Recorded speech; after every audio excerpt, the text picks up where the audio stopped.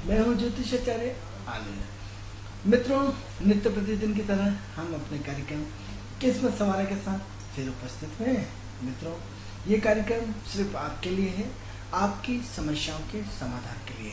अगर आप हमारे कार्यक्रम का हिस्सा बनना चाहते हैं या अगर आप हमारे कार्यक्रम से जुड़ना चाहते हैं तो हमारी टीवी स्क्रीन पर जो नंबर चला है उस नंबर के आधार पर आप हमें कॉल करें।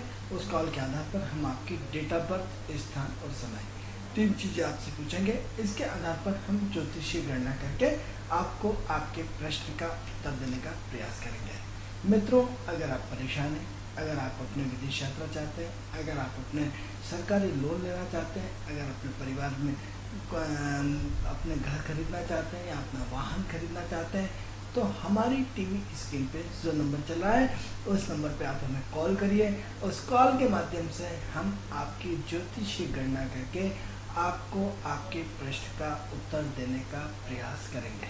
मित्रों, यह तो थी कार्यक्रम संबंधी जानकारी।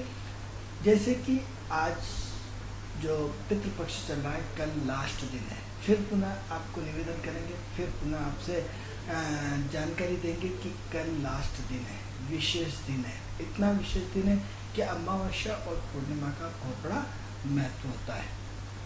महत्व कैसा होता है? आप देखिए कि प्रकृति को हर महीने को 2 भागों में विभाजित किया है। आप कितने साल नेगेटिव और पॉजिटिव ऊर्जा, ये तो एक ही पक्ष। तो आप देखो, महीने को भी 6 महीनों में विभाजित किया है, साल को भी 6 महीनों में विभाजन किया है। यानी हर चीज के 2 ही पार्ट्स बनाए, जिसकी चर्चा हम अपने कई एपिसोडों में आपसे कर चुके हैं। 2 पार्ट कैसे बनाए?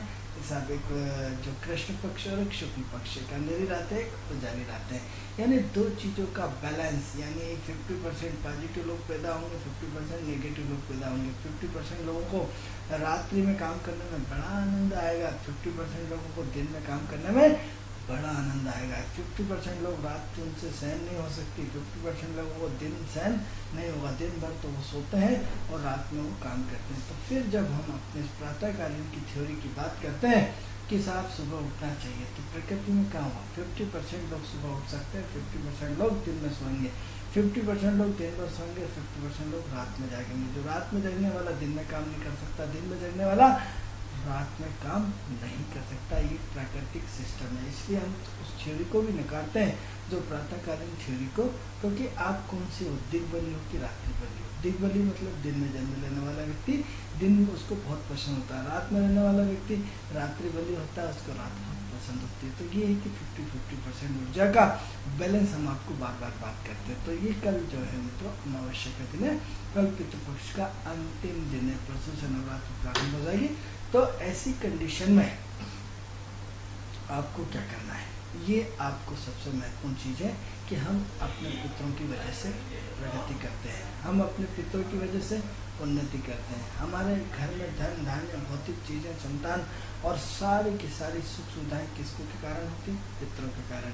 पितृ यदि हमारे प्रसन्न हो जाते हैं तो मित्रों घर में धन धान्य से परिपूर्णता आती है, लक्ष्मी विराजमान होती है, सारी चीज़ें आ जाती है। जब हमारे पितृ हमसे असंतुष्ट हो जाते हैं मित्रों तो परेशानियां खड़ी हो जाती हैं। तो ऐसी कंडीशन में मित्रों ये साल में एक बार पितृ हमारे हमसे अपनों से मिलने आते हैं, अपने घर पे आते हैं। तो ऐसी कंडीशन में इस विषय को हमने बहुत गणेश चतुर्थी से खींचा और 5 मिनट आपको जानकारी देने का प्रयास किया।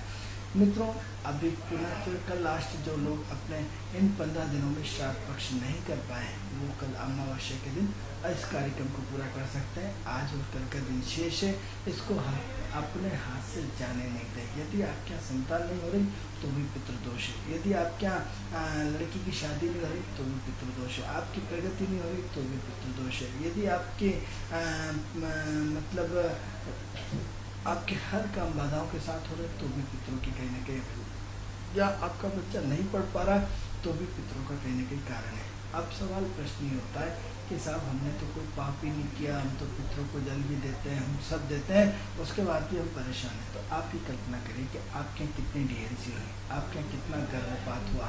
जैसे ही एक बच्ची के बाद आप भी अपने स्वतंत्रता के लिए, अपने एंजॉय के लिए क्या करता है, गर्भपात तुरंत उसमें गर्भ धारण होता है और गर्भ धारण पता नहीं पड़ता। फिर कहते हैं साहब हमें तो सेकंड बच्चे की आवश्यकता नहीं है, चुपचाप जाके पैसे देते हैं और गर्भपात कराते हैं। अब क्या होता है मित्रों, ये गर्भपात की थ्योरी का पितृपक्ष से बहुत बड़ा संबंध है। जिन लोगों की कुंडली में कालसर्प योग आता है उनके आप पता लगाइए कि सबसे ज़्यादा गर्भपात हुआ है। गर्भपात, हाँ मित्रों, गर्भपात क्या होता है कि जो बच्चे जन्म लेते हैं हमारे पितरों के रूप में आते हैं, तो कहते हैं साहब ये तो पूरा दादी बन के आई है, घर में आपका नाना बन के आए, भैया बन के आया, ये जो भी हुआ है ये टोटल एक दूसरे की स्थिति पे चला जाता है। तो ऐसी कंडीशन में जो आपके यहाँ जन्म लेने वाला बच्चा जन्मपात जिसको आपने गर्भपात करा दिया, डीएनसी करा दी, तो क्या हुआ, वो सब किसका फल है, आपके अपने पूर्वज आपके घर पे आए थे, आपने उनको रहने में नहीं दिया और आपने उनकी जीव हत्या कर डाली। जीव हत्या कर डाली मित्रों।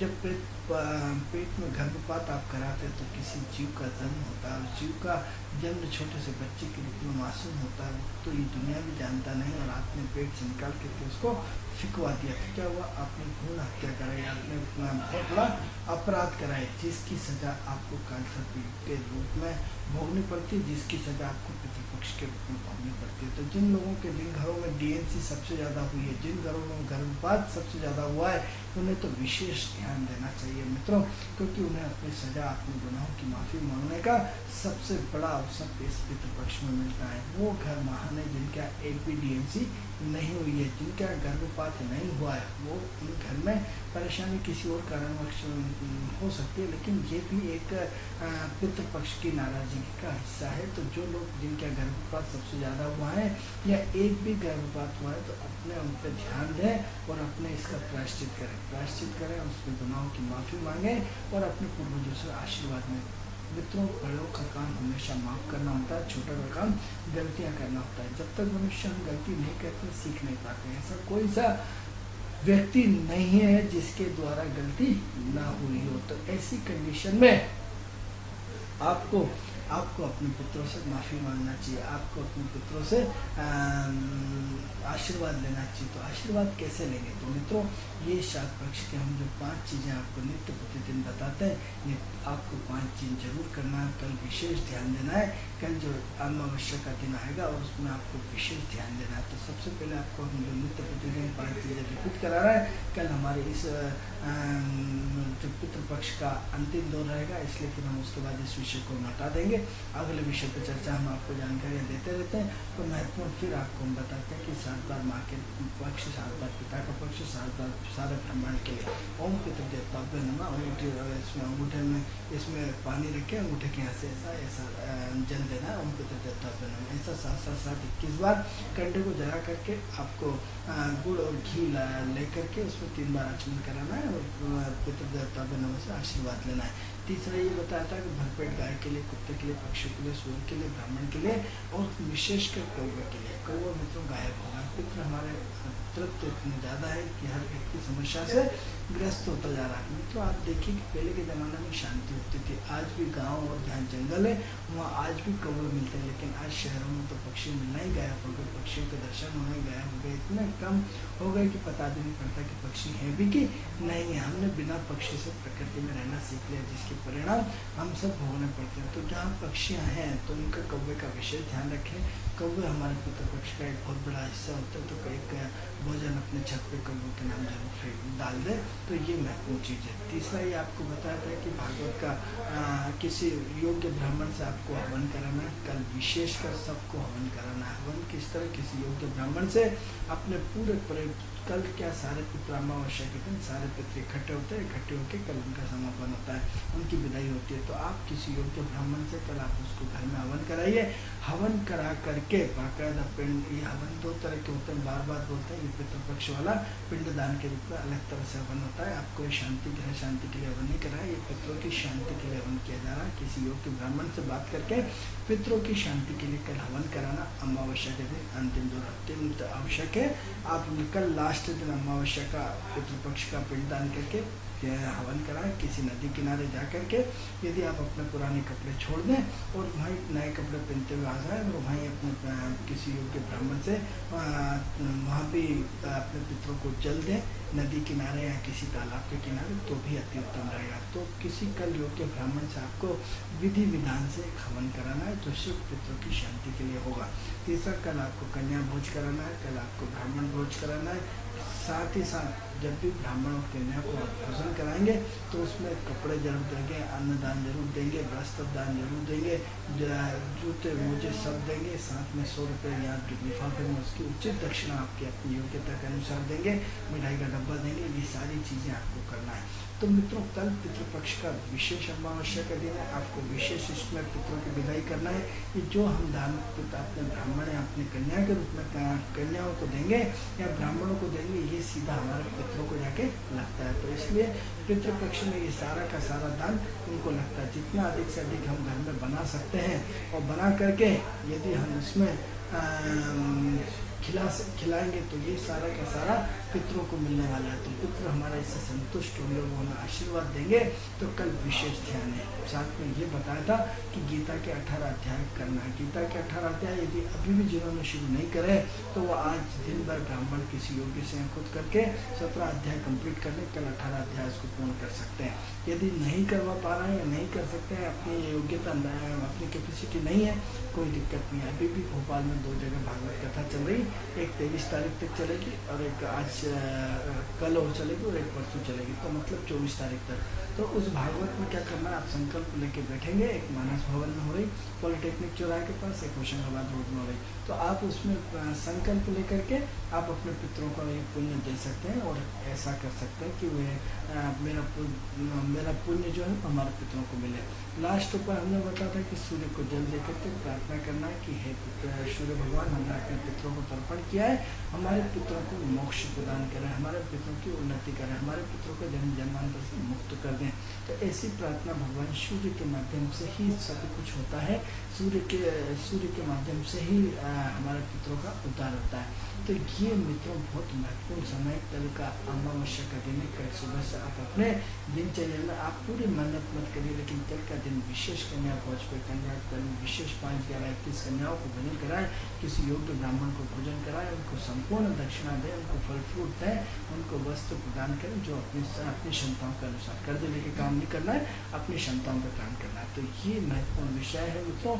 तो बात ये थी कि गर्भपात जो हमने किया है मित्रों, जैसे पिता एक पुत्र के लिए तरसते रहे, अब तरसते रहे तो क्या हुआ कि एक पिता ने अपने बेटे को पढ़ा लिखा के क्या कर दिया, अपने विदेश भेज दिया। विदेश में उसने अपने वहीं के ग्रीन कार्ड लेने के चक्कर में वहीं से किसी लड़की से शादी करके वहीं बस गया। और एक पिता की आस बड़ी उम्मीद से कि आज मेरा बेटा आएगा, आज मेरा बेटा आएगा, आज मेरा बेटा आएगा, इस आस में उसने अपनी ज़िंदगी पूरी निकाल दी और एक दिन मर जाता है, वो बेटा नहीं आता। तो मित्रों, इसका भी पितृ दोष लगता है। जब वो अपने पितृ बेटे के लिए तरसता रहा तो उसकी जो आत्मा की असंतुष्टि है वो पितरों के रूप में उसको भटकाती रहती है। वो तो उसको पता नहीं पड़ता है क्योंकि वो जवानी के जोश में होता है, लेकिन जब उसकी संतान होती है या उसके पिता के जाने के बाद जो उसके जीवन में बाधाएं आना शुरू होती है, वो फिर उसका कोई हल नहीं होता है, इसका कोई उसे पता ही नहीं पड़ता है कि मैं क्यों परेशान हूँ। तो ऐसी कंडीशन में मित्रों अपने माता पिता को हमेशा संतुष्ट करके रखिए। अपने दादा दादी की हंसी मत उड़ाइए, अपने पूर्वजों की हंसी मत उड़ाइए, अपने से बड़ों की हंसी मत उड़ाइए, अपने से बड़ों को सम्मान करिए। किसी की बद्दुआ आपके जीवन को डिस्टर्ब कर देती है। किसी की बद्दुआ 2 मिनट का मनोरंजन 2 मिनट के लिए बहुत अच्छा लगता है मित्रों। जब हम किसी की हंसी उड़ा करके 4 लोग बढ़िया हंसते हैं, उस समय बड़ा आनंद प्राप्त होता है। वो आनंद प्राप्त होता है कि जिसकी की कल्पना भी नहीं कर सकता। लेकिन इसके बाद गौर करिए मित्रों कि इसके बाद जो जिसकी हंसी उड़ाई गई है उसकी आत्मा रो दी आपके लिए, उसके कमजोर था, तो हम रामायण की चौपाई कहती है कि निर्बल के बलराम, जिसका कोई नहीं होता उसका परमात्मा होता है। मित्रों, इतिहास गवाह है, देख लीजिए इतिहास में कि जब जब किसी पर विपत्ति आई है और जिसने भगवान को दिल से पुकारा है, परमात्मा ने हमेशा उसकी बहुत सारी मदद करी है। अब ये सब पॉइंट आप कहेंगे कि साहब ये तो ज्योतिष की बातें नहीं करते। अरे ये हमने भूमिका बनाने के रूप में बात करी। हमने आपको स्पष्ट बोला कि जो गर्भपात होता है वो राहु और केतु के कारण होता है, जिसके परिणाम आपको आपके पितरों के रूप में भोगना पड़ता है, पितृदोष के रूप में भोगना पड़ता है। आपने किसी की हंसी उड़ाते हैं तो हंसी के रूप में जब उसकी आत्मा यानी केतु का वो सूक्ष्म रूप जिसको पारदर्शिता के रूप में बिल्कुल निर्मल स्वच्छ की तरह आत्मा की पवित्रता के साथ होता है, वो उसकी आंखों से जैसे आंसू निकलते हैं आपके बुरे दिन आना शुरू हो जाते हैं। आप देखिए कि जिन लोगों ने सबसे ज़्यादा जिसकी हंसी उड़ाती है वो जीवन में सबसे नीचे कोने पे गिरता है, वो जीवन में एक दौर के बाद ऊपर चढ़ के फिर नीचे गिरता है, और जिसकी हंसी उड़ाई गई थी वो एक दिन बहुत टफ होता है। मित्रों यकीन मानिए, जब हम स्कूल पढ़ते थे तो हमारे मित्र हमारी बहुत हंसी उड़ाते थे, लेकिन हम उसका जवाब नहीं देते थे। आज ईश्वर की कृपा से उनके ग्राफ हमारे ग्राफ में रात और दिन का अंतर है, ये उसका प्रैक्टिकल प्रमाण है। तो किसके कारण? सिर्फ केतु के कारण। इसलिए मित्रों, जीवन में 2 मिनट का मनोरंजन आपके जीवन को बर्बाद कर देता है। आपकी 2 मिनट की खुशियों का पल किसी की हंसी उड़ा करके, किसी को नीचा दिखा करके आप उन्नति नहीं कर सकते। मित्रों, ये बहुत बड़ी चीज़ है कि आपको अपनी लकीर खींचने के लिए सरस्वती की तरह जाना पड़ेगा कि आप अपनी बोर्ड पे लकीर, आप अपनी लकीर को बड़े करते जाएंगे। यदि आप किसी की हंसी उड़ाते हैं कि आप सोच भी नहीं सकते कि हंसी उड़ाने के परिणाम इतने प्रकृति में खतरनाक तरीके से जाते हैं कि आप अपना भविष्य खो देते हैं, आप अपना जीवन खो देते हैं, आप अपने जीवन के साथ लड़ते रहते हैं। फिर आप कहते हैं साहब मेरा जीवन, तो फिर जब आप आज से 10 साल बाद या 20 साल बाद फिर मिलेंगे, जब फिर मिलेंगे की बात करते हैं, तो जब आप अपना पद और जिसकी हंसी उड़ाई थी आपने उसका पद देख लीजिए, वो आपसे हजारों गुना ऊपर होता है, आपको नीचे होता है, वो आपको लिफ्ट तक नहीं मारता, आपसे हाय हेलो करके चला जाता है। तो ऐसी कंडीशन में आप अपने ऐसे 2 मिनट के मनोरंजन जिसमें मात्र किसी की हंसी उड़ाई जाए, ऐसा क्यों करते हैं? क्योंकि क्या होता है, मंगल हंसी उड़ाता है, मंगल यानी पावर। क्योंकि आप जब पावर में होते हैं तो आपको ये पता नहीं पड़ता है कि मैं क्या कर रहा हूँ। आपको मंगल के अंदर दिमाग नहीं होता, मंगल के अंदर जोश होता है, मंगल के अंदर उत्साह होता है। मंगल जो कमजोर बंदा है वो आपकी ताकत को चैलेंजिंग नहीं करता है तो वो कमजोर पड़ता है, तो उस समय कमजोर होता है। आपका मंगल बलवान होता है, आपने मंगल का अपना दुरुपयोग कर लिया। मंगल का दुरुपयोग करने से एक दौर तक तो सब ठीक है, लेकिन एक दौर के बाद जब किस्मत पलटती है मित्रों, आप नीचे होते हैं, वो बंदा कहाँ से क्या होता है। तो ऐसी कंडीशन में आप अपने मंगल को खराब करना बंद कर दीजिए, आप अपने मंगल को डिस्टर्ब करना बंद कर दीजिए, आप अपने मंगल को एनर्जी के साथ पॉजिटिव में लाइए, ऐसी एनर्जी के साथ लाइए जिससे आपका जीवन बदल जाए, जिससे आपकी सोच बदल जाए, जिससे आपका व्यवहार बदल जाए, जिससे आपकी क्रियाकलाप बदल जाए, जिससे आपका एक्टिविटी का फ्लो बदल जाए। तो क्या करना है आपको मित्रों? करना सबसे महत्वपूर्ण चीज़ ये है कि आपको जीवन में कभी किसी की हंसी नहीं उड़ाना है। मित्रों, आज दूसरा ये है कि अपने जो युवा बच्चे हैं, जो युवा माता बहनें, कभी भी ध्यान रखें कि अपने परिवार में कभी भी गर्भपात न हो, DNC न हो। जो अब तक हो गया उसको कोई बुराई नहीं। आज गवर्नमेंट की तरफ से इतने संसाधन हैं, इतनी सारी चीज़ें उपलब्ध हैं कि आज हर व्यक्ति को इसमें शर्माने वाली बात नहीं होती। इतने संसाधन गवर्नमेंट ने कर दिए कि आज अपने हर चीज़ की सुरक्षा का उपाय होता है। आप यदि बच्चा करना नहीं चाहते तो इतने सारे इंजेक्शन, इतनी सारी गोलियाँ, इतनी सारी व्यवस्थाएँ होती हैं कि आप बिना साइड इफेक्ट के भी बहुत सारी चीज़ें सावधानीपूर्वक रख सकते हैं। तो ऐसे में गर्भपात आपके जीवन में आपकी प्रगति को रोक देता है, आपकी उन्नति को रोक देता है, आपके जीवन में परेशानियां खड़ी कर पाता है। 2 मिनट का गर्भपात होता है तो थोड़ी देर के लिए तकलीफ होती है, लेकिन ये तकलीफ नहीं होती है तो आपके जीवन में एक परेशानी का बहुत बड़ा सबक होती है। आपके जीवन में हेलो हेलो हेलो, हाँ जी, कहाँ से बोल रहे हैं आप? नमस्ते। हेलो, हाँ नमस्कार। नमस्ते पंडित जी। नमस्कार, UCN चैनल में आपका स्वागत है, बताएं आप। हाँ, और पंडित जी मेरे 2 सवाल है आपसे। जी बताएं। पहले तो मेरा नाम वंदना है और मैं बेड़ागढ़ से बोल रही, पिछली बेड़ागढ़ नयापुरा से। जी, डेट ऑफ बर्थ बोले आपकी। मेरी डेट ऑफ बर्थ है 14/7/82 और समय है 1 से 1:30 बजे के बीच। 1 और 1:30 बजे में बहुत अंतर आता है, 1 बताएं या 1:30 बजाएं स्पष्ट रूप हाँ, से। या मम्मी बोली 1:30 बजे।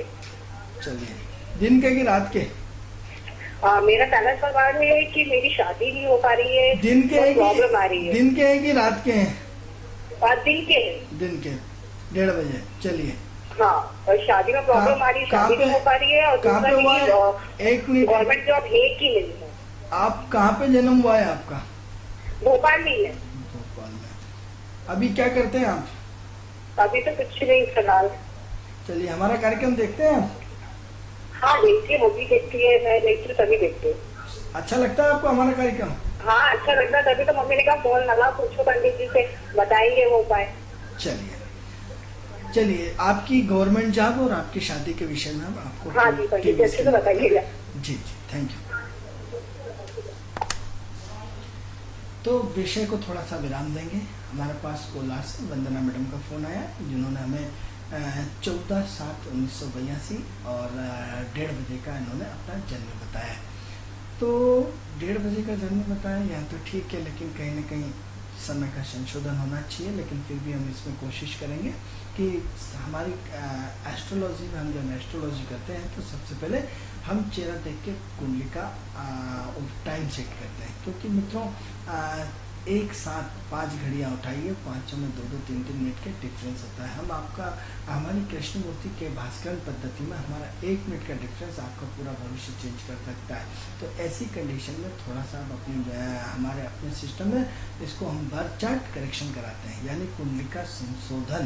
यानी कुंडली आपकी मित्रों आईना होती है। आईना मतलब दर्पण, दर्पण मतलब जो आपका चेहरा होता है वो आपको सेम जैसा का वैसा हमें कुंडली में दिखने लगता है कि आपके करेक्टर्स, आपका व्यवहार, आपकी सोच, आपकी बुद्धि, आपका काम करने का तरीका सब पूरा स्पष्ट रूप से दिखने लगता है। तो वंदना जी, ऐसा है कि आप हमारे कार्यक्रम में आए, आपका स्वागत है। हम आपके बारे में कि एक तो आप बहुत ज़्यादा कन्फ्यूजन में रहती है, बहुत ज़्यादा असमंजसता में रहती है, बहुत ज़्यादा अनिर्णय की स्थिति में रहती है। वंदना जी, एक तो क्या है कि आपका दिमाग 24 घंटे दौड़ता ही रहता है। आपके दिमाग में 24 घंटे उथल पुथल चलती रहती है, चुप होकर के नहीं बैठते हैं। बहुत खतरनाक दिमाग है आपका। कभी क्या सोचते हैं, कभी क्या सोचते हैं, कभी क्या सोचते हैं, कभी ऐसा हो जाए, कभी वैसा हो जाए, कभी वैसा हो जाए। वैसे देखा जाए तो आपका टारगेट मात्र शादी है, ना कि सरकारी नौकरी। सरकारी नौकरी ठीक है, ऐसा है कि सरकारी नौकरी होना चाहिए, लेकिन महत्वपूर्ण टारगेट फर्स्ट शादी है, सेकंड आपकी सरकारी नौकरी है। तो सबसे पहले तो ये है कि आपने बहुत मेहनत करी है, आपने बहुत मेहनत करना चाहते हैं, लेकिन मेहनत में आपको मज़ा नहीं आता, क्योंकि आप अपनी व्यवस्था को बहुत सिस्टमेटिक और व्यवस्थित ढंग से जीना चाहते हैं।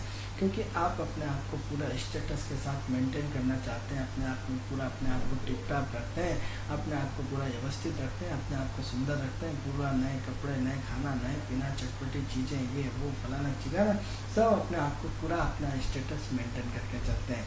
तो आपको कोई लड़का जो चाहिए वो स्टेटस वाला चाहिए, आपको कोई ज़बरदस्त लड़का चाहिए।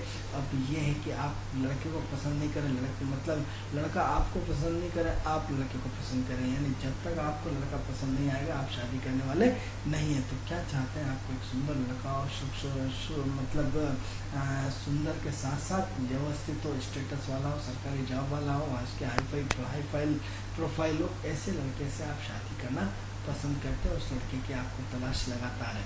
तो वंदना जी, ऐसा है कि काम की एक्टिविटी तो आपकी बहुत अच्छी है, कोई दिक्कत नहीं है। धर्म के चक्कर में उलझ जाते हैं। बस ये है कि स्टेटस वाला जीवन चाहते हैं, हाई स्टेटस की प्रोफाइल चाहते हैं, हाई स्टेटस का लड़का चाहते हैं, सुंदर सा लड़का चाहते हैं, और अपने आप को सुंदर रखते हैं और अपना काम पूरा व्यवस्थित ढंग से करते हैं। इसके अलावा आपकी कला आर्ट्स बहुत अच्छी होना चाहिए, कला आर्ट्स में आप निपुण होना चाहिए। आपको डेंटिंग, पेंटिंग, अच्छा खाना, अच्छा पीना, अच्छा रहना, अच्छा घूमना, अच्छा सारी चीज़ें आपकी हाई स्टेटस से आपको बहुत पसंद है। तो अपना जीवन जो चाहते हैं आप हाई स्टेटस के चाहते हैं। दिमाग बहुत तेज चलता है, लेकिन सिर्फ बातें बड़ी बड़ी करते हैं, प्रैक्टिकल आप कुछ नहीं कर पाते, जिसकी वजह से आप दुखी रहते हैं। तो ऐसा है कि सरकारी जॉब के आपके पास मई 2015 तक बहुत अच्छे चांसेस है। आप मई 2015 तक ट्राई करिए, हो सकता है आपकी सरकारी नौकरी लग जाए। इसके बाद फिर संभावनाएं कम हो जाएंगी, लेकिन अभी मई 2015 15 के पहले पहले इसमें सरकारी जॉब की बहुत अच्छी उम्मीद है। दूसरा ये है कि मई 2015 के पहले पहले यदि आप शादी कर लेते हैं तो बहुत अच्छा रहेगा, क्योंकि मई 2015 के बाद थोड़ा सा विलम्ब दिख रहा है, थोड़ा सा एज फैक्टर दिख रहा है, तो थोड़ा सा प्रॉब्लम आ रही है। इसलिए नखरे करना बिल्कुल बंद कर दीजिए। मित्रों, आज तक वही लड़की कुंवारी रही जिसने लड़कों का चयन करना शुरू किया, नहीं तो आज तक कोई शादी की वजह से कोई भी कुंवारा नहीं रहा। तो आप अपने आप को संभालो, क्योंकि देखिए शक्ल से कुछ नहीं होता, रंग रूप से कुछ नहीं होता। यदि इतना सुंदर लड़का आपने यदि मिल भी गया तो आपके पास तो टिकेगा, किसी और के पास जाएगा। और यदि थोड़ा सा 19-20 लड़का आपने चला लिया तो दिन भर आपके आगे पीछे घूमेगा, आपको दिन भर प्यार करेगा। तो ऐसी कंडीशन में इसको अन्यथा बिल्कुल न लें। सामान्य व्यवहार लड़का अपने से थोड़ा सा 19-20 ही होना चाहिए, अपने से ज़्यादा सुंदर लड़का नहीं होना चाहिए, क्योंकि ज़्यादा सुंदर लड़का कहीं ना कहीं परेशानी जीवन में आती। तो ऐसी कंडीशन में आपको जो लड़का मिल रहा है, जो परमात्मा दे रहा है, उसमें नींद में निकालना बंद करो, उसमें नखरे निकालना बंद करो, और जो आपके भाग्य में लिखा है उसको स्वीकार करो, क्योंकि रिश्ते ऊपर से लिख के आते हैं, आपके हाथ में नहीं है। 2013 में आपकी शादी की चर्चा बहुत तेज चली, 2013 में आपकी शादी होने वाली थी, लेकिन आपने करी नहीं। इससे पहले भी शादी की चर्चाएं बहुत तेज चलती हैं, बंद हो जाती हैं, कहीं ना कहीं आप कुछ ना कुछ इसमें मिस्टेक निकालना शुरू कर देते हैं। तो जब तक आप मिस्टेक निकालते रहेंगे तब तक शादी नहीं होने वाली है। इसलिए 19-20 लड़के को स्वीकार करो, और किसी से प्रेम संबंध यदि है तो ठीक है, नहीं है तो हो सकता है आप अपने करियर को लेकर के बहुत ज़्यादा परेशान हो। तो करियर आपके लिए बहुत महत्वपूर्ण चीज़ है। करियर और दोनों मई 2015 से पहले संभावना है, लेकिन इसके लिए थोड़ा सा आप अपना तुलादान करें। अपने वजन का जितना गेहूँ है उतने वजन का गेहूँ किसी गरीब को दे दें, गाय कुत्ते को रोज रोटी दें, पक्षी को रोज दाना दें, और जो छोटे छोटे बच्चे पन्नी बीनते रहते हैं, महिलाएं पन्नी बीनती रहती हैं, उनको कपड़े, मोजे, जूते, वस्त्र, दान, पैसे सब दान करें। तो ये थोड़ा सा अपने आप को दान पुण्य से जोड़ें, तो निश्चित रूप से आपके जीवन में बहुत अच्छी सफलता मिलेगी। और थोड़ा सा कॉन्फिडेंस में आए। कॉन्फिडेंस तो बहुत है अपने आप पे, लेकिन अटैक करना बंद करें आदमी पे, थोड़ा सा धरातल पे आए, क्योंकि जितनी धरातल पे आप आएंगे उतना आपका जीवन बहुत अच्छा आएगा। क्योंकि 2009 से आप अपने आप को बहुत गंभीरता के साथ अपने आप को, अपने सामने किसी को कुछ नहीं समझते। आप घर के, आपकी खुद की पूरी घर परिवार में चलती है, जिससे जो बोल देते हैं। टोटल ये समय मई 2015 तक है। मई 2015 के बाद आपका नेचर बदल जाएगा, आपका व्यवहार बदल जाएगा, आपकी सोच बदल जाएगी, आपकी सारी चीज़ें चेंज होने वाली, बहुत कूल नेचर हो जाएगा, सारा धरातल पे आ जाएंगे। तो इसलिए ज्योतिष ने आपके तीसरे नेत्र के माध्यम से, तीसरा नेत्र शिव का होता है, तीसरा नेत्र ज्योतिष का होता है, तो आप मई 2015 तक ही अपने आप को जितना पावर में ला सकते हैं लाएं। इसके बाद फिर आपका नेचर टोटल कूल है, आपका नेचर टोटल ठंडा हो जाएगा, आपका स्वभाव ठंडा हो जाएगा, बहुत व्यवहार कुशल हो जाएंगी। आप कहेंगे हम तो अभी से व्यवहार कुशल है। मित्रों, चश्मे का अंदर है। एक पिता को, एक माँ को, हमें अपने बेटे हमेशा अच्छे लगते हैं। किसी दूर पड़ोसी के चश्मे से देखो तो आपकी बच्ची में 100 गिना देगा।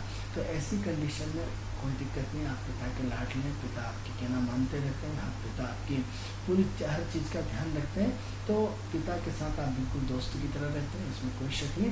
पिता से जो डिमांड रखते हैं वो आपकी सारी पूरी हो जाती है। लेकिन ऐसी कंडीशन में मई 2015 के पहले रिश्ते बने हुए हैं, आप बिल्कुल न नकारें। तो मई 2015 तक आपकी शादी की संभावना है। यदि इसके बाद यदि आपने नखरे निकाले तो फिर एक बार मई 2015 के बाद हमें फिर कुंडली देखना पड़ेगी, फिर आपको बताना पड़ेगा। तो सरकारी की पूरी तैयारी करिए, आपकी सरकारी नौकरी के प्रबल योग है, पूरी एनर्जी झोंक दीजिए, शादी के लिए पूरी एनर्जी झोंक दीजिए। बाउंड्री पर रखा है, मई 2015 के पहले शादी कर लें तो अच्छा रहेगा, नहीं तो फिर बहुत डिले होगा, फिर बाद में मत कहिएगा। तो ये तो हमने वंदना जी के बारे में बताया। अब हम अपनी जो कुंडली के बारे में आपको चर्चा कर रहे थे मित्रों कि जो महत्वपूर्ण है, तो आपके जो सबसे महत्वपूर्ण आपके अपने दिमाग पे, अपनी सोच पे जो हम पितृदोष के रूप में बता रहे थे, तो गर्भपात होना अपने आप में बहुत गलत चीज़ है।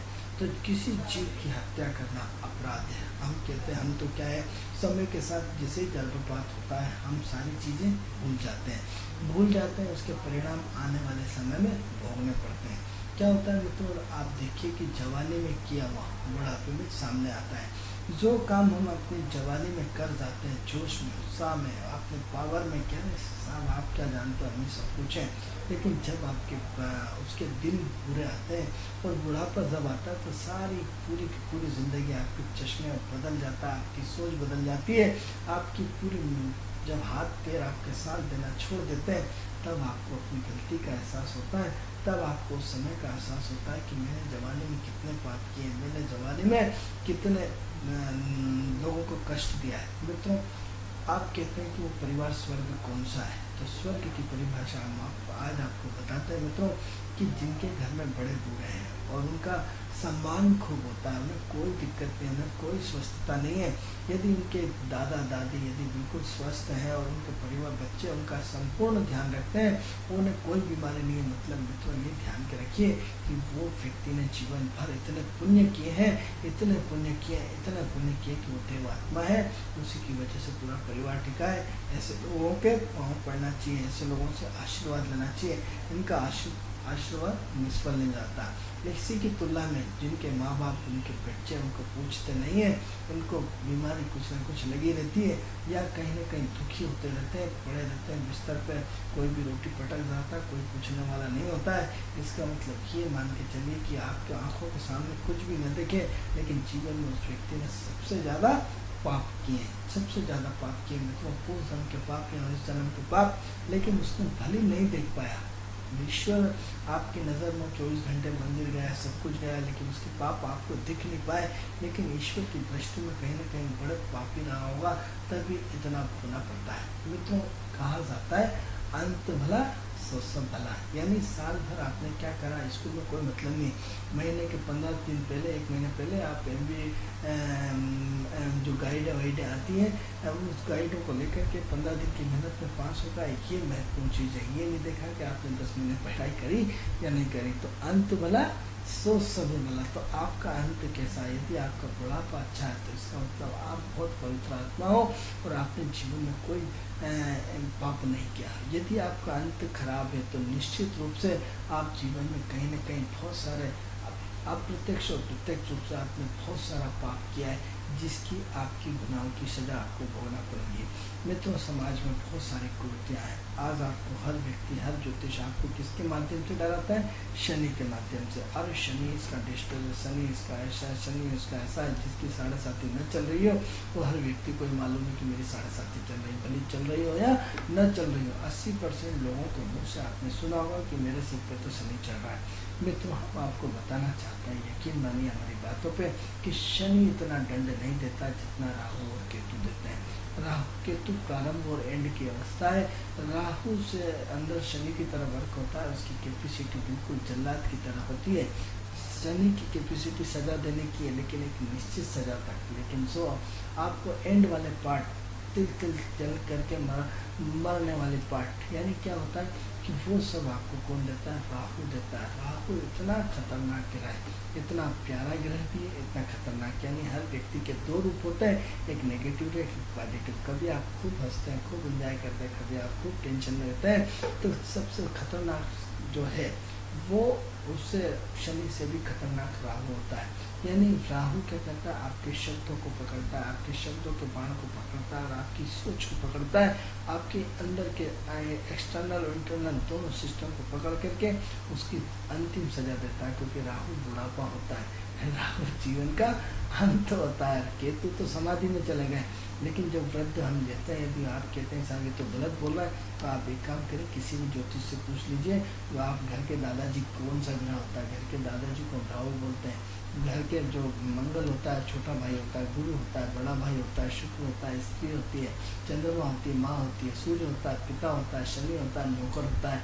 आप किसी से भी पूछ लीजिए, दादा दादी केतु और राहु और केतु होता है। यानी क्या, वो वृद्धावस्था का वो पार्ट जब आपका डिस्टर्बेंस होता है तो वो राहु होता है। मतलब तिल तिल करके आप देखिए कि बीमारी में कितनी बीमारियां हो जाती है। वृद्धावस्था आते आते बीमारियों का जोर पकड़ना शुरू हो जाता है। लेकिन हम आपको वो लोग भी बताना चाहेंगे कि उनकी 80 साल 90 साल स्वस्थ 80 साल 90 साल 100 साल की उम्र के बाद भी वो बढ़िया हट्टे कट्टे चलते रहते हैं, बिना किसी दवा औषधि के, बिना किसी उसके। और जीवन का जब अंतिम पहर आता है मित्रों, बिना किसी को कष्ट दिए ऊपर चले जाते हैं। वो सब देव आत्माएं होती है, वो सब पुण्य आत्मा होती है, वो सब उस अलौकिक जगत की ऐसी आत्माएं होती है जिसको प्रणाम करने के अलावा कुछ भी नहीं, कि वो कभी किसी को हॉस्पिटल में कष्ट नहीं देती है। नहीं तो क्या होता है कि आपने अपने जीवन में बेईमानी करी, किसके लिए? संतान के लिए, परिवार के लिए, सबके लिए।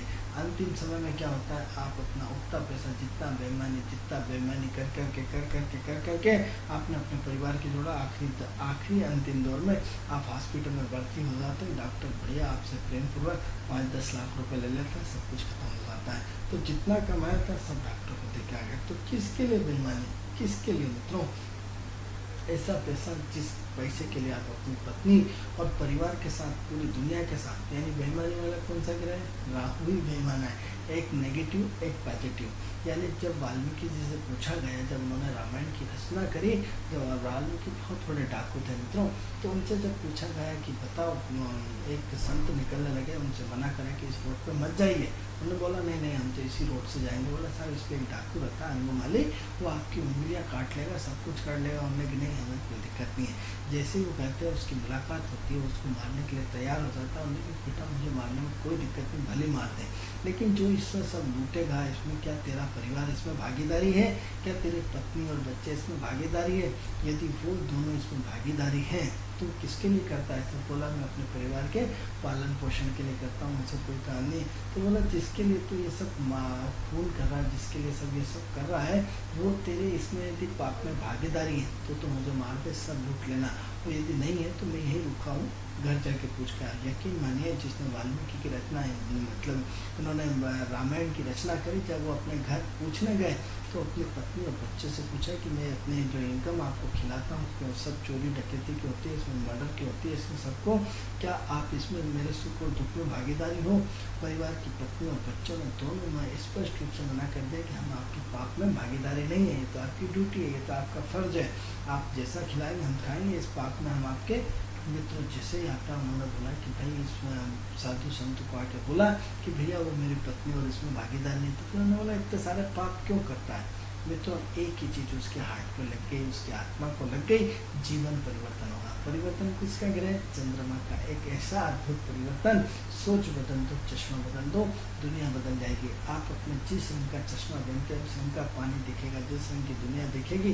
तो क्या वह एक शब्द जिंदगी का चुभ गया, उसने सारा घर परिवार छोड़ करके एक अपने आध्यात्मिक जीवन शुरू किया, और ऐसे व्यक्ति ने पूरी रामायण की रचना कर डाली, जिसको आप बड़े प्रेम पूर्वक पढ़ते हैं और सुनते हैं। यानी एक जीवन का इतना बड़ा परिवर्तन। तो मित्रों इस कहानी नहीं है, इस ग्रहों की कहानी के माध्यम से हम आपको बार बार बताते हैं। यानी क्या हुआ? राहु, चाकू, छुरी, बदमाशी, सब ज्ञान किसका? गुरु का ज्ञान, राहु गुरु का कॉम्बिनेशन। हृदय परिवर्तन, ऐसा हृदय परिवर्तन जो चांडाली का योग बना हुआ था, वो चांडाल में हृदय परिवर्तन का योग बन गया।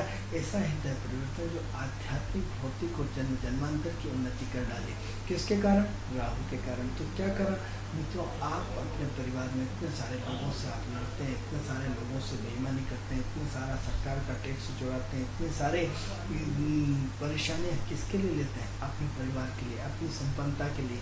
लेकिन अंतिम दौर में आप जब वृद्ध हो जाते हैं तो आपके परिवार वाले आपको कुछ नहीं, एक कमरे में पटक देते हैं, डॉक्टर खड़ा कर देते हैं, किराए का आदमी कर पटक देते हैं, वो आपको लेटरिन बाथरूम कराता रहता है। आपके अपने सबके संबंधी जो आपके, जिनके लिए आपने इतना बड़ा पाप करा, इतना सारी गलत ढंग से संपदा अर्जित करी, वही आपके साथ नहीं। तो फिर मित्रों आप जब उस समय रोते हैं, उस समय बहुत देर हो चुकी है। मित्रों ईमानदारी की कमाई और पाप की कमाई में अंतर क्या है? ईमानदारी की कमाई गुरु देता है, पाप की कमाई राहु देता है। और तीसरा एक हिस्सा प्रकृति का ऋण न चुकाने का, यानी इन सब कमाई के ऊपर भी ईश्वर का हक है, ईश्वर की सारी प्रकृति का हक है, क्योंकि गुरु टोटल एक ईमानदारी से। मित्रों आज के ज़माने में यदि बड़ा व्यक्ति बनता है तो व्यक्ति कहीं ना कहीं शॉर्टकट करता है। शॉर्टकट कौन सा होता है? राहु होता है। ईमानदारी से भी आपको राहु अपने परिवार का पालन पोषण कर सकते हैं, अच्छे ढंग से जी सकते हैं, लेकिन उस हाई फाई 5 स्टार होटल में चाय नहीं पी सकते, 5 स्टार होटल में रात नहीं गुजार सकते मित्रों। लेकिन क्या 5 स्टार होटल में भी रात नींद आती है? ये तो बिल्कुल नहीं आती। तो किस तरह की गंदी जिंदगी जीते जा रहे हैं। तो ऐसी कंडीशन में हम अपने राहु और केतु का हमें सुधारना होगा। किस तरह सुधारना होगा? सकारात्मक सोच के साथ। ऐसी सकारात्मक सोच जो आपके जीवन को एक नए रूप में जन्म देती है। ऐसे जीवन को सोच जो ग्रहों का पूरा बैलेंस, हम आपसे बार बार कहते हैं कि नोक के नोक आपके अंदर है, आपकी सोच के अंदर है। इन ग्रहों को चेंज करिए, इनकी सोच बदलिए, इनके क्रियाकलाप की एक्टिविटी का पूरा फ्लो चेंज करती है। आपको बार बार लगता होगा कि कोई ज्योतिष आएगा, जादू की छड़ी घुमाएगा और आपका भाग्य बदल जाएगा। मित्रों, हम आपको ये लाइन बार बार कहते हैं, यदि आप इस गलत फहमी के शिकार हैं तो निकाल दीजिए। यदि दूसरा स्टोन आपको बार बार बताते हैं कि हम आपकी पूरी उंगलियां, हाथों में पुखराज नीलम सब धारण हो जाएंगे, पूरे अनुष्ठान पूजा पाठ हो जाएंगे, तो भी क्या आपका भाग्य बदल पाएगा? आप ये देखिए कि जो एक बड़ा आदमी ऊपर से नीचे, नीचे से ऊपर, ऊपर से नीचे जाता है, क्या उसने अपने जीवन में सारे स्टोन नहीं पहने होंगे? क्या उसके पास पूजा पाठ की कमी रही होगी? लेकिन उसके बाद भी प्रकृति का नियम है कि चढ़ना और गिरना, गिरना और चढ़ना, ये दो चीज़ें अपने आप में है। तो सबसे पहले आप अपने आप को, जो हम अपने पुराने विषय पर आते हैं, तो भ्रूण हत्या को आप अपनी रोकिए। भ्रूण हत्या आप गवर्नमेंट के आंकड़ों को भूल जाइए। भ्रूण हत्या कन्या का विषय नहीं है, भ्रूण हत्या इसका विषय नहीं है। भ्रूण हत्या प्रकृति के पितृपक्ष का एक बहुत बड़ा हिस्सा है। ऐसा हिस्सा जो आपके जीवन को प्रभावित करता है, ऐसा हिस्सा जो आपके जीवन को दलदल में डाल देता है, ऐसा हिस्सा जो आपके जीवन की बाधाओं में बाधाएं खड़ा करता हुआ चला जाता है। चलो हम तो कहते हैं हम नहीं मानो, जीव हत्या, किसी चींटी को मार देते हो, किसी कीड़े को मारते हो, आपको कितना दुख होता है। जब एक जीव को मारने में आपको इतना दुख होता है, तो आप एक बच्चे को पेट में से निकाल करके उसने तो अभी दुनिया का वो रूप भी नहीं देखा, उसको आप कितना निर्दयी पूर्वक मारते हैं। आप देखिए कि जो डीएनसी करते हैं उसमें उनका क्या भविष्य हुआ। एक डॉक्टर, एक नर्स, एक वो अपने चंद रुपए की खातिर एक बच्चे का गर्भपात करा देते हैं। आप सोचिए कि ऐसे निर्मम जीव हत्या कितनी लगती होगी, कितनी परेशानियों का सामना करना पड़ता होगा, कितने उनके अपने पापों को झेलना पड़ता होगा।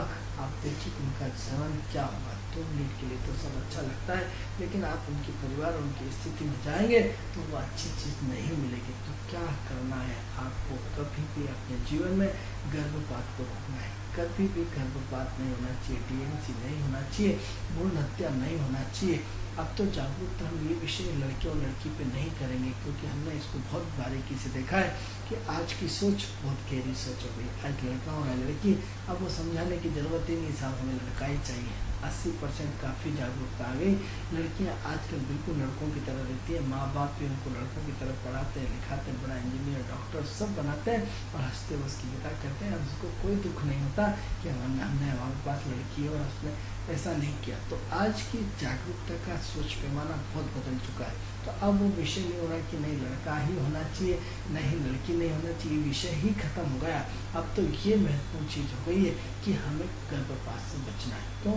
क्योंकि आपको महंगाई के दौर में ये लगता है कि हम दूसरे बच्चे का पालन पोषण कैसे कर पाएंगे, उसकी परवरिश कैसे कर पाएंगे, हमारे पास इतना पैसा नहीं है, सब कुछ नहीं है। इस कंडीशन में आप उसकी भ्रूण हत्या करवा देते हैं। तो यदि शुरू से ही ऐसी सावधानी रखी जाए और ऐसा अवसर न दिया जाए और ऐसी परिस्थितियां निर्मित ही न की जाए, क्योंकि इतने सारे साधन हैं, तो शायद हम भ्रूण हत्या से बच सकते हैं। शायद इस बच्चे में जन्म लेने वाला, जब तक आपके पितृ आपके जो आना चाह रहे थे नहीं आए, कोई दिक्कत नहीं, लेकिन आपने उनको बुला करके अपनी जीव हत्या करवा दी और जीव हत्या के माध्यम से फिर उनके आत्मा आपको बदवा देती है, आपको आपके जीवन को डिस्टर्ब कर देती है। इसलिए जिन लोगों क्या डीएनसी बार ये कहता हूँ कि जिन लोगों का बार गर्भपात हुआ है, वो अभी से इस पितृपक्ष में अपनी शांति कराएं, अभी से उन पितरों से आशीर्वाद लें, अभी उन पितरों से जिनके भी डीएनसी है उनसे परमात्मा से आशीर्वाद लें कि हे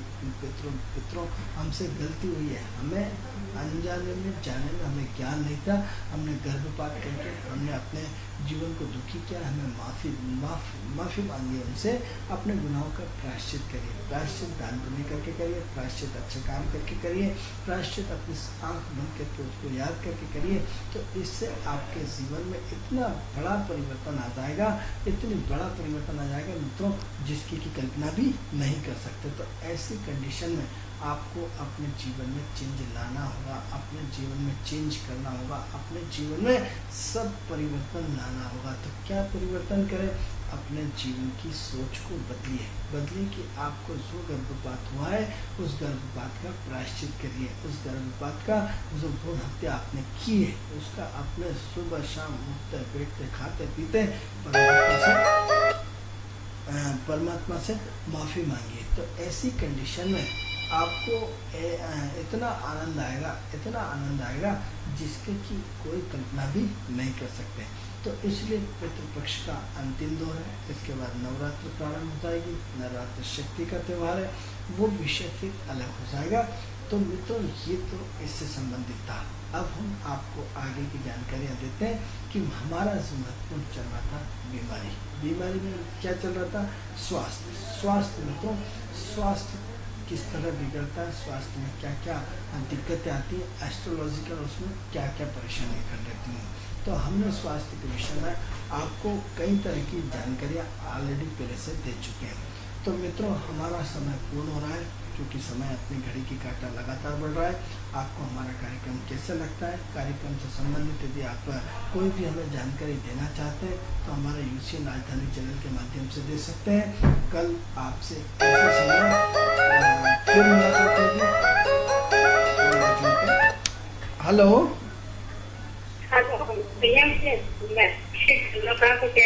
कौन बोल रहा है? हेलो, चलिए तो कल इसी समय आपसे पुनः मुलाकात होगी। तब तक के लिए हमें आज्ञा दीजिए। नमस्कार।